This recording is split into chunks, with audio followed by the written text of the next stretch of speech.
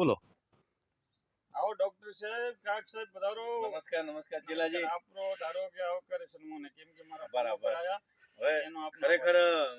બહુ આનંદ થયો ચેલાજી। આટલું અત્યાધુનિક ફાર્મ બનાવવું એ આજના સમયમાં એના પાછળ મહેનત પણ માગી લે છે અને ખરેખર એટલું બધું ડેવલપમેન્ટ કર્યું છે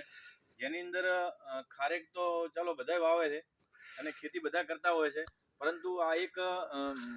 કહેવાનો મતલબ ઓછી જમીનમાં વધારે પડતી આવક લેવી એ ખરેખર મહત્વનું છે, જેની અંદર સરગવા છે, અંજીર છે, પછી ગ્રીન ટી છે, આવા હર્બલ પ્લાન્ટ વાવીને પણ આ લોકોએ અખતરો કર્યો છે અને ખરેખર બહુ સક્સેસ સ્ટોરી જેવું છે।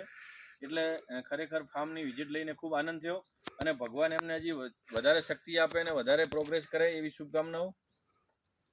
ખરેખર તમારા બધાના આશીર્વાદ અને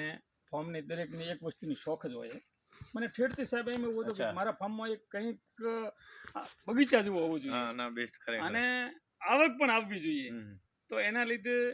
મારા ચારે ભાઈઓને પણ એ રીતે ખારેક જ બધાને વાયેલી છે અને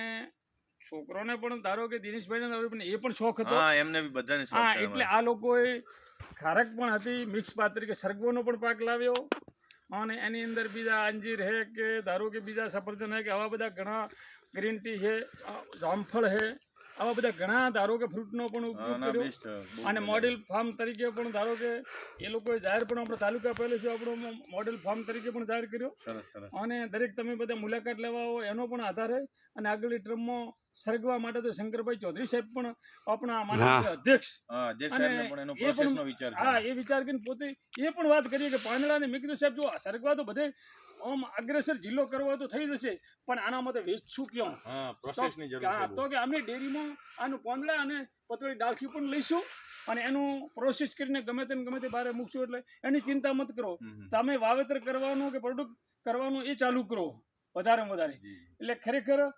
ઘણા બધા મુલાકાતીઓ આવે એનો પણ આપણે આનંદ છે અને દરેક જે કોઈ મિત્રો આ જોવે અને અત્યારે હવે જોવા જેવું હોય બજાર તો મળે છે, વધારે છે ઓછી મળે ઘણી મળે પણ વેચાઈ જાય એ મહત્વનું। એટલે આપણા માટે માર્કેટિંગની પણ જોડે સગવડો થવી જરૂરી છે, માર્કેટિંગની પણ જરૂર છે। જો માર્કેટિંગ સપોર્ટ આવશે તો 100% ખેડૂતોને સફળતા જેમ દૂધમાં મળે આમાં મળી શકશે।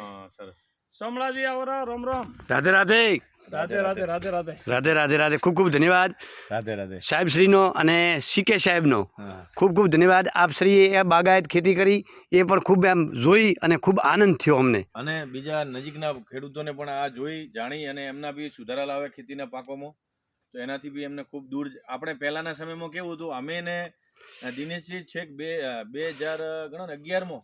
અમે મુલાકાતે ગયા હતા કે ભાઈ શંકરલાલને અમે ચલો દાડમની આપણે દાડમ જોતા આવીએ અને દાડમની અંદર ને આ ખારેકની અંદર ઓતર પાક શું વાવેલું છે એમ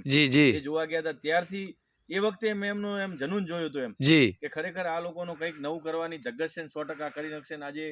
આજે એટલા સમય આવ્યો અને ખરેખર મને બહુ ખુશી થઈ ને આવું ડેવલપમેન્ટ કરવું એ નાના મોટાની વાત પણ નથી, પરંતુ ધીરે ધીરે મહેનત કરે અને જો એની પાછળ લાગ્યા વળગ્યા રસ્તી કામ કરે તો 100% રિઝલ્ટ લાવી શકાય છે।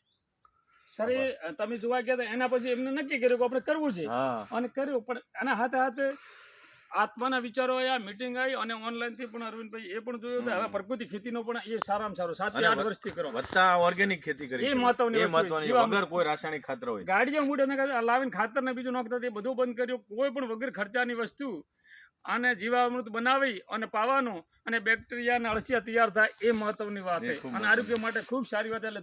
દરેક જીવામૃત તો અપનાવવું જોઈએ અને જમાનો આવી ગયો ટાઈમ પાકી ગયો એટલે એના બદલે આપણે એ વસ્તુ વાપરી અને દરેક દેશી ગાય રાખી અને જીવામૃત પોતાનું બનાવી અને પોતાના ખેતરમાં વાપરવું, ઝેર મુક્ત થવાની જરૂર છે, ખૂબ ખૂબ ધન્યવાદ। ખરેખર